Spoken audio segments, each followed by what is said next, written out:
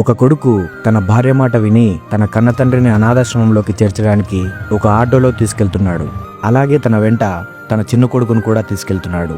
ఆటోలో వెళ్తున్నప్పుడు ఆ కొడుకు తన తండ్రితో, నాన్న, అక్కడ నీకేం లోటుండదు, హాయిగా ఉండొచ్చు. మళ్ళీ కొడుకు మనోడు అనే సెంటిమెంట్తో ఇంటికి రాకు. నీకు సరిపడా బట్టలు పెట్టాను, నేనే నెలకోసారి వచ్చి చూసి వెళ్తానని ఆ తండ్రి గురించి ఏమాత్రం ఆలోచించకుండా తెగేసి చెప్తున్నాడు. ఆ ముసలి తండ్రి ఏమీ మాట్లాడడం లేదు.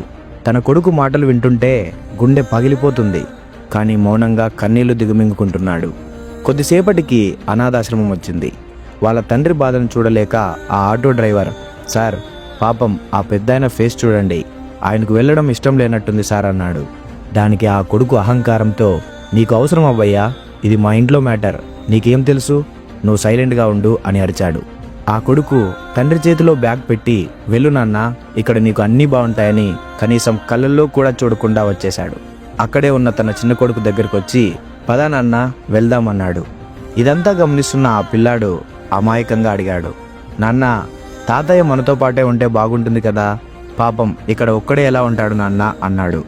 దానికి ఆ కొడుకు నవ్వుతూ, ఏం పర్లేదు నాన్న, ఇది ఈ టౌన్లోనే బెస్ట్ అనాథాశ్రమం, ఇక్కడ వాళ్ళు చాలా బాగా చూసుకుంటారు, నువ్వు పద అంటూ సర్దుకొచ్చాడు.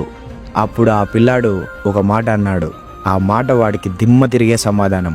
ఓహో, ఇది బెస్ట్ ప్లేస్ అన్నా, అయితే సరే, నువ్వు ముసలివాడు అయ్యాక సేమ్ నేను నిన్ను కూడా ఇక్కడే చేర్పిస్తాలేనన్నా, ఎందుకంటే నిన్ను కూడా బాగా చూసుకోవాలి కదా అని మొహం మీద చెప్పుతో కొట్టినట్టు చెప్పాడు.